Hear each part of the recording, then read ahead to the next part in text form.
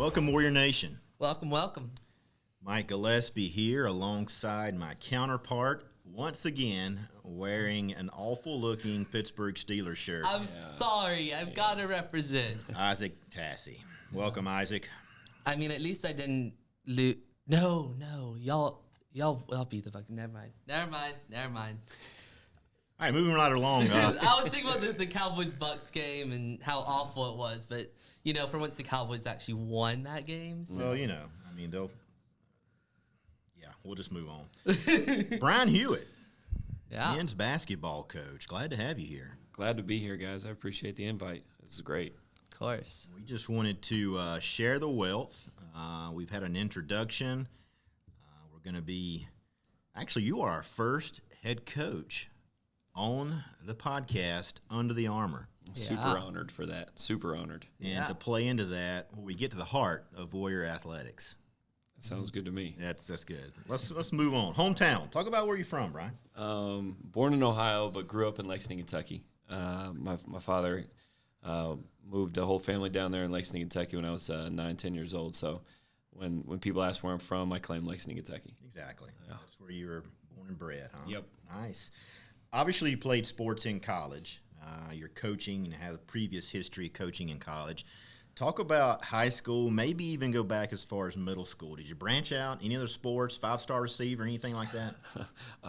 Too small to play football. Never wanted to have any kind of contact like that. But played baseball up through 8th grade, and went to a really competitive high school where if you had to be one of those different kind of athletes to play multiple sports. So I narrowed it down to basketball and stuck with it for 4 years. And I played a little bit of ultimate frisbee. Oh, nice. Yeah, okay. Our ultimate frisbee team was pretty solid.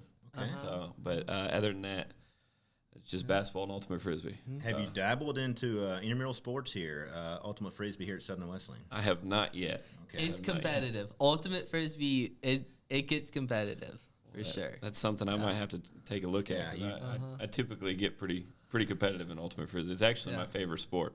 Okay. If I could have gotten a full ride to play ultimate frisbee in college, I probably would have. But Nice. they weren't giving money out yet. for You've that. laid your pedigree out there, so Yeah. the phone call may be coming. Who knows? Question, is Ultimate Frisbee like a high school sport, or was that more of like an intramural on the side sort of thing? It was it was a club sport. Okay. For when I was in my high school, and we branched out, and it was kind of in the up and coming when I was playing. Yeah. I'm a little older, so it was in the up and coming. But we played a lot of college tournaments, so the colleges had club teams as well, and so we played a lot of those. And Okay. we actually went up to Minnesota for the high school national tournament, and got second. Man. Wow. Y'all are good then. Yeah. Okay. Yeah, we're pretty solid. So you're not joking here. Not This is joking. legitimate. I was legitimately really not bad at ultimate frisbee. Honestly, Right. I was one of the few athletes. It's kind of a what they would consider a nerd sport. Right. Yeah. But those nerds could really throw a frisbee. But I was the athlete that just ran and jumped and just caught Yeah. it. So it was a lot of fun. I'll let you know when intramural. Yeah, I can't wait. ultimate That comes sounds out. awesome. Yeah. I'd love to get into it. Ladies and gentlemen, the things you learn on Under the Armor, like we said. The things I learned on Under the Armor. Exactly. We're getting to the heart of Warrior athletics, and we're going to fast forward just a little bit. We're going to talk more about your time here at Southern Wesleyan, but you spent time on coaching staffs in the region, more or less. I think at Lee University, you was on that staff for a while. Actually, it might have been the COVID year. So you guys had a good run in the tournament, received an at-large bid, I believe, to make it to the regional, the national tournament, and we all know as our team was actually practicing that day when the news came down from the NCAA. So that's obviously devastating. So we'll give you a chance to talk about your little bit of time at Lee, and then you were at King, where you had some successful seasons as well. And then we'll talk about Southern Wesleyan here a little bit. Talk a little bit about your time at Lee, at King, maybe the experiences you had, kind of how that prepared you for where you are today. The time at Lee was unbelievable. I've had the privilege of coaching and working for amazing coaches, legendary guys. Bubba Smith at Lee, amazing coach, amazing motivator, just one of the genuinely great coaches out there. Just great guy, great coach, everything. There's nothing negative you could say about that guy. My 1 year there, we finished second in the conference, at large bid. We were down in Florida, ready to play at Florida Southern for the region, and got the call. COVID canceled it, so that was disappointing. And then I was planning on staying there. They started discussing me staying there as a full-time assistant after that year, and they were going to raise money, but then COVID kind of shut down the school over the summer, and money kind of went away.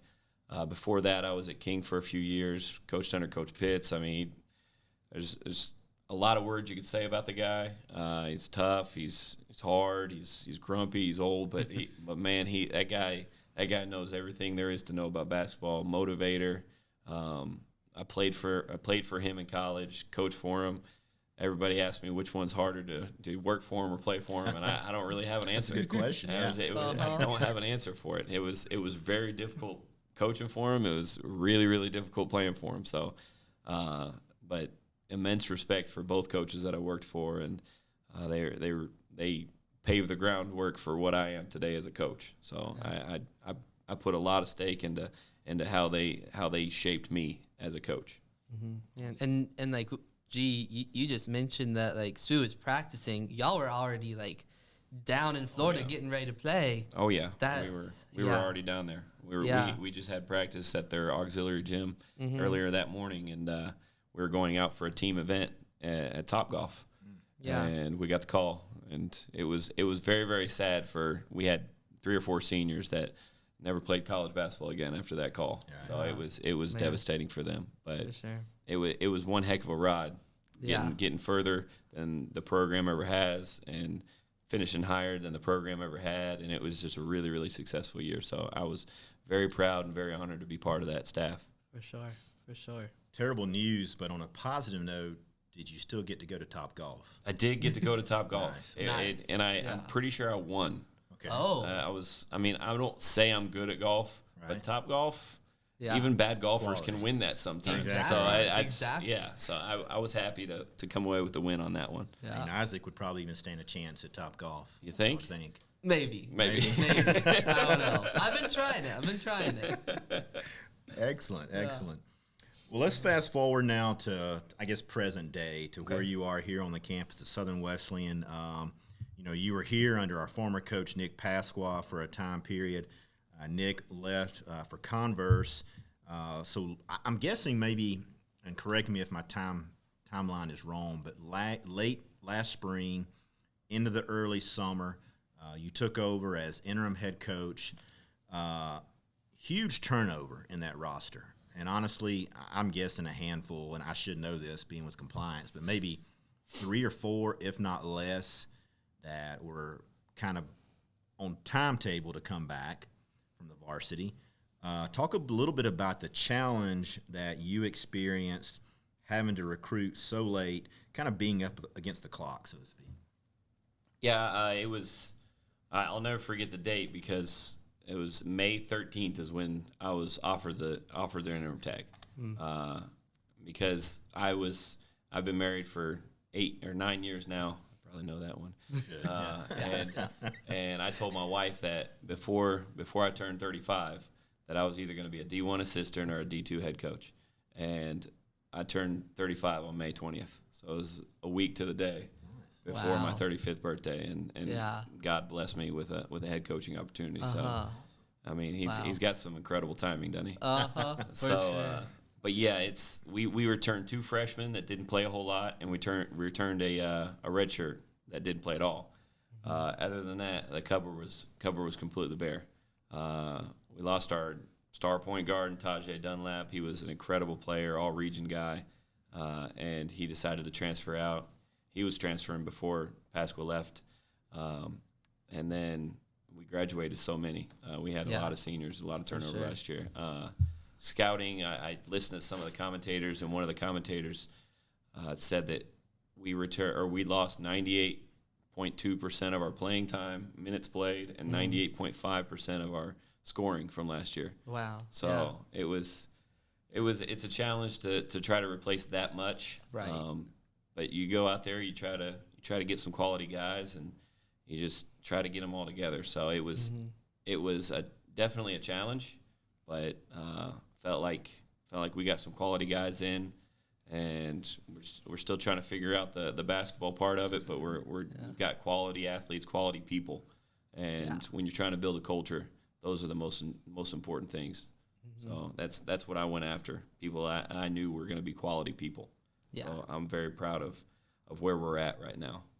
Yeah, and like I don't even know how many the exact number, but I've quite a few of the basketball guys like on my hall, and hearing them come in like after practice, after games is fun because college dorm walls are thin. Let's just say that. So yeah, it's a lot of fun, like just being in the atmosphere with them and getting to know them me getting to know them, and like Griff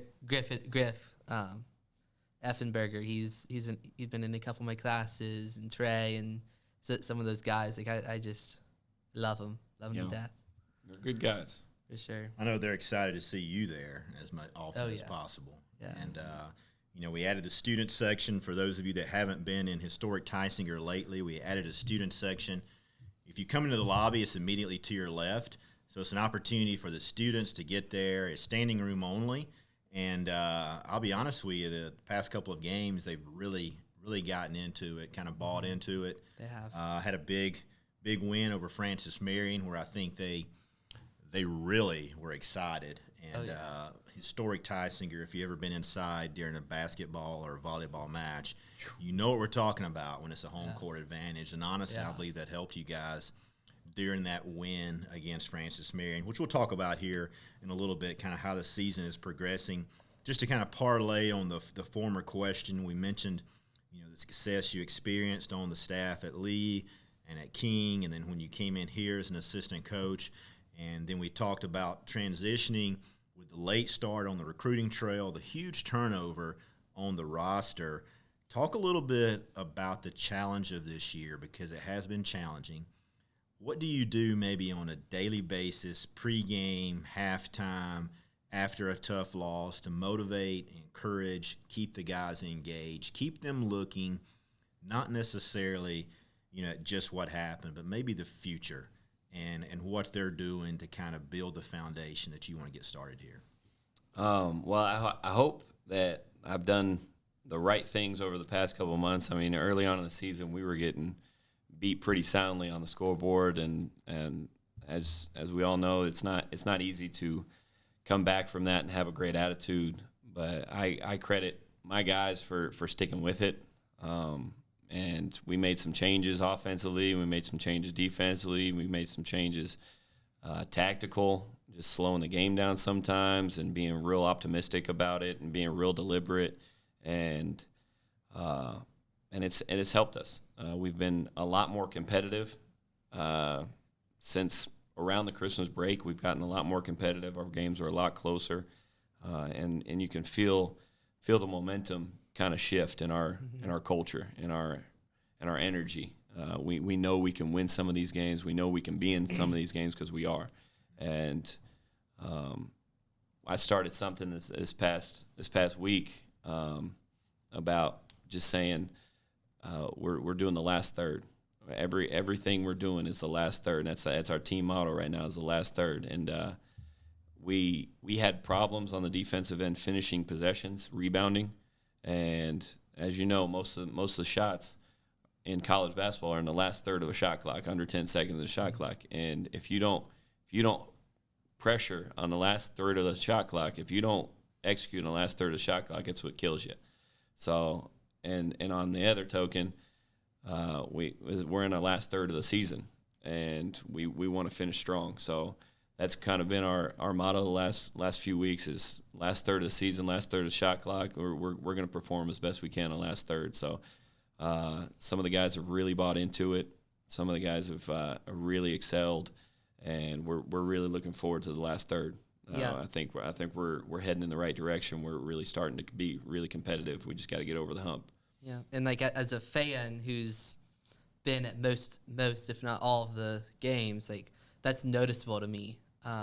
I've seen like one of our stars, Jamal, is out with a broken toe, but like every time out, like he's the first guy out. He's halfway out onto the court, like calling everybody in and like hyping everyone up, and like he's and all the bench guys are doing that. Like it's so like it's know that it's noticeable. It's noticeable. Yeah. I feel it on the bench as well. For sure. There's no pouting. There's no anything like that. It's we're all bought in. We're all trying to be a team and win together. So it's really, really refreshing because early on it wasn't always like that.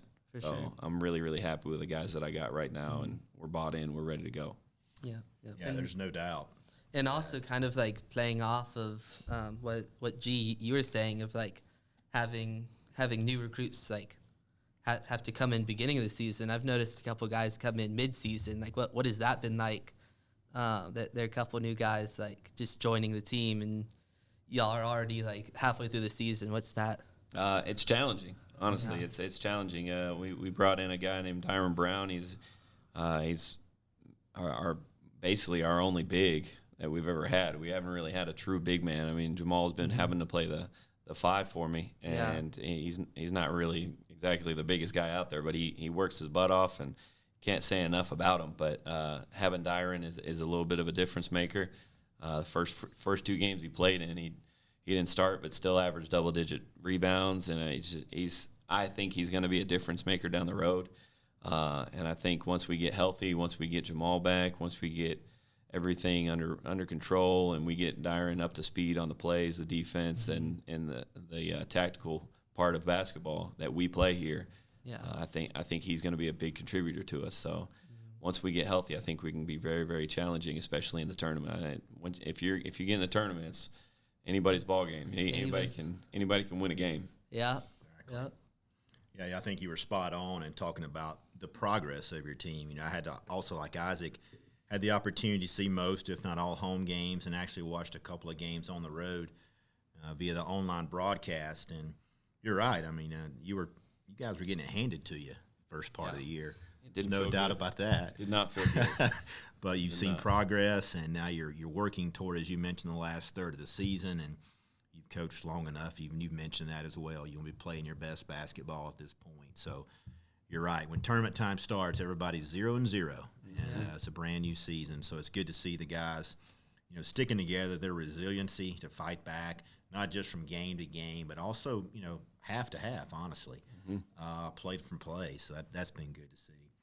Going to shift gears just a little bit. We have what we call our rapid fire round, real creative name there.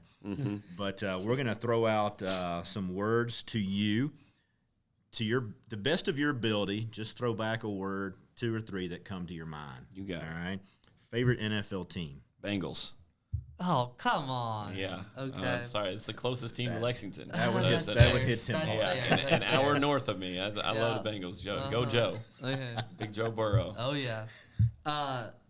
Sport to coach, not basketball. Nice. Ooh. Soccer. Soccer. Why soccer? Yeah. It's tactical. It's a thinking man's game. Okay. It's a lot of space, a lot of people. You can do a lot with it. This guy amazed me at his knowledge of soccer this past fall when we were down there watching our men and women's team play. I mean, he was up yelling, not just cheering, but actually almost coaching to an extent. Wow. It amazed me, the knowledge. And there's a history. Tell the audience a little bit about your history. I think it's your... So my brother played college soccer. He was... led the state of Kentucky in scoring his senior year. He scored more goals than anybody in the state of Kentucky his senior year. And then my sister, who played Division I volleyball at Evansville, married a Division I soccer player at Evansville who went on to play professionally. Went on to play with the Nashville Metro Stars. He played with the Minnesota Thunder as a defender, and concussions knocked him out. But he was extremely talented and very good at soccer. So I have a little bit of history with soccer. I was gonna say, how's that for an athlete family? You know, up there. Yeah.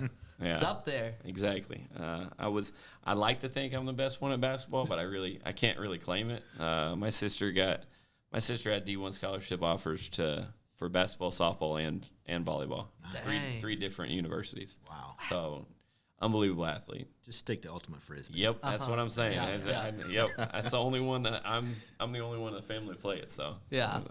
I lay claim to that for sure. Nice. Generic question: favorite food? Skyline chili. It's a northern thing. I grew up on it. It's from Ohio. It's from Cincinnati. Okay. And every time I find it, it's like frozen section. You can heat it up, put it on noodles. It's noodles, chili, and then cheese on top. It's incredible. Okay. Childhood thing. Favorite movie?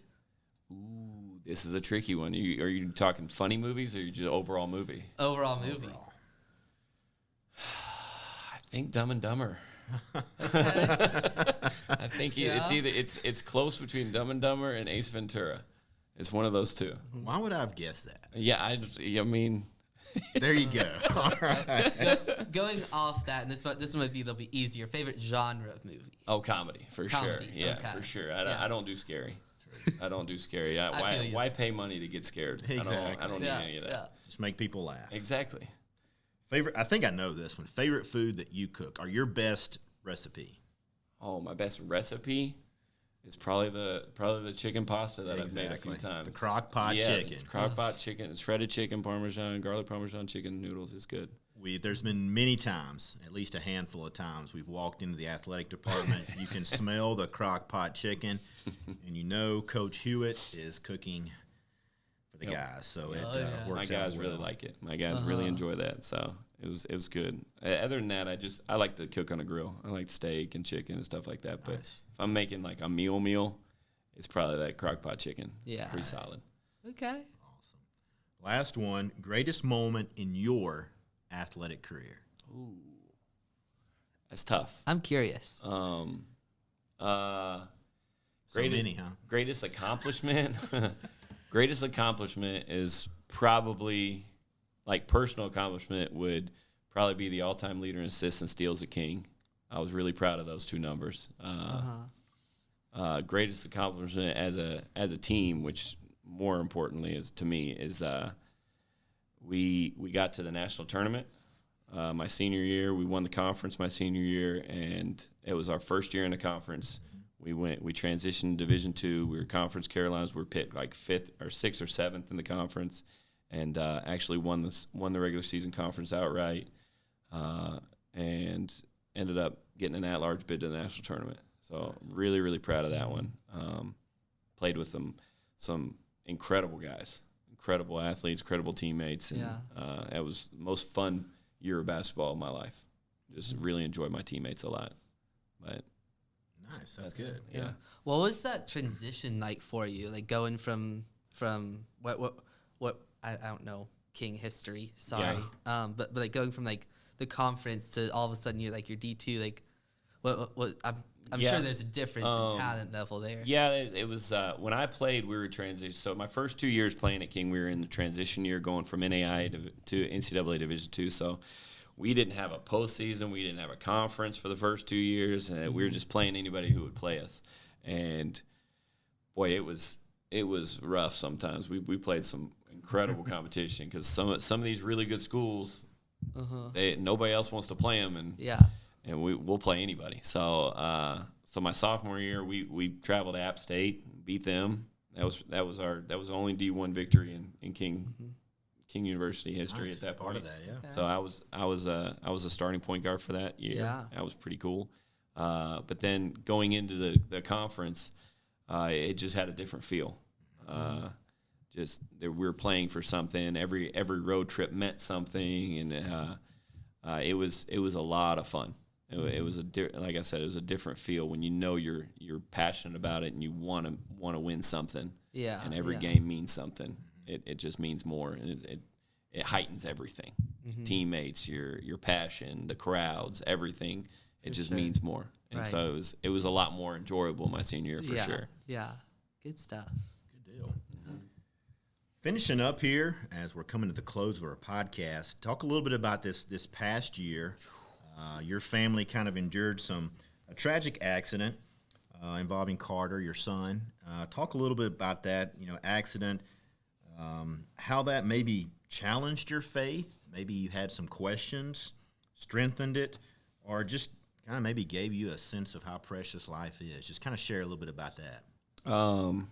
Yeah, 9/11. I know it means a lot in a lot of people's minds, but it's a little extra for me. Is my son Carter, 3 years old, riding his scooter down a hill, lost control and flipped around and hit his head on a sawed-off tree stump and fractured his skull. It was the worst 12 hours of my life. Rushed him to the hospital, blood everywhere. He started passing out on the way there just because he was crying so much. But he still had a pulse. He was still breathing. But honestly, I thought he had died on the way there. It was terrifying. So we got him to the hospital. They intubated him. They stabilized him. They emergency ambulanced him to Greenville Greenville Memorial Hospital, where they had emergency trauma surgery. Had double brain surgery that night. So I mean, it happened at like 6:45, 7. That was the accident. He was in surgery by 9:15. So everything happened super fast. They cut him open. There were still parts of the tree in his brain. That when they were in surgery, they cleaned it out and everything. He had 55 staples across the top and back of his head. So it was a extremely traumatic event, not knowing if your son was going to live or not. Nothing that I wish anybody else had to go through. But and I say this to my wife, to family, to team, to anybody who wants to listen, that if I weren't at SWU for the past year when this happened, I know I would have had a different outlook on the event. Mm-hmm. The fact that I knew God was in control, and I had heard from so many different people in the SWU community about faith and about Jesus and about God and about just the power of prayer and everything else that comes with being in this community. I would have had the outlook of why me and why Carter and why my son, and I never did. From the moment it happened, like all I wanted to do was hold him, but I just kept praying over and over. I just kept praying and reaching out to all the support people I had. I mean, countless people texting, calling, wondering about them. So it was one of the most traumatic experiences of my life, but the power of prayer is unbelievably real, and I'll forever stand by that. And yeah, that happened Sunday night. He made progress after progress after progress each day. It felt like every 12 hours he was doing better. He was doing something to accomplish his goals, to get out of the hospital. And incredibly enough, by Friday, we went home. Dang. Like, it was 5 days later after an accident, after double brain surgery, and my son's walking, going home. Yeah. And, wow. I mean, it was by the grace of God, and he's just so powerful, and I'm so fortunate. And like you said, the realization of how precious life is, you just don't want to take for granted any moment ever. And I try not to. I try not to dwell on the bad. I try not to diminish any of the good. You just got to enjoy every second, every moment, because you never know. Yeah. I mean, car accidents happen, scooter accidents happen, like accidents happen left and right, and it's a terrifying world out there. But God's in control, and that's the way I look at it. And like I said, if it wasn't for the SWU community, I would have approached that accident and that situation an entirely different light. And I feel extremely fortunate for the people that are around me in this community, for me having to go through something like that, and them just standing behind me, praying for me, and being there for me. It was awful, but enlightening at the same time. Yeah. So it was extremely powerful. Yeah. And you mentioned that was a Sunday. I can't remember if it was the Monday or the Wednesday after it happened, but Ken Dill, our university chaplain, got up in front of chapel, and he said, every time this week you see a bike, send up a prayer. And that right next to my dorm, there's a bike rack with multiple bikes on it, and so like every week or every time going in and out, like it was there, and so That's pretty cool. Yeah. I never heard that. That's pretty neat. That is pretty cool, man. Yeah.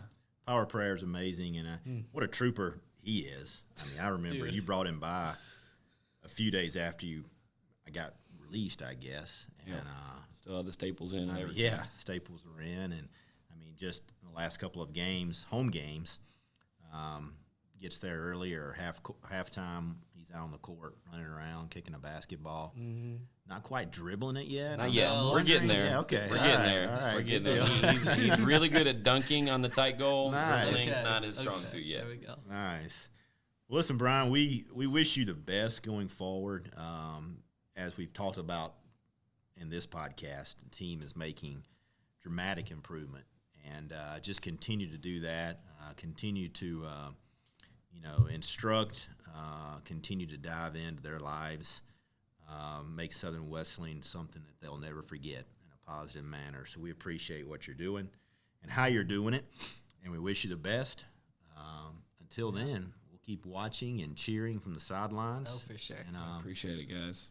hopefully get into that tournament, make a run, and never know what might happen. No, one and done. Anything can happen. Yep, anything can happen, and I really appreciate the fans. They've been incredible. That gym gets louder and louder. It does. It's wild. So that game against Francis Marion, you guys hinted on it. They were definitely an impact, and I 100% believe that the fans affected a few of those free throws late that we needed them to miss. Oh, yeah. So it was key for us, and we really appreciate it, and we want them to keep on coming out supporting.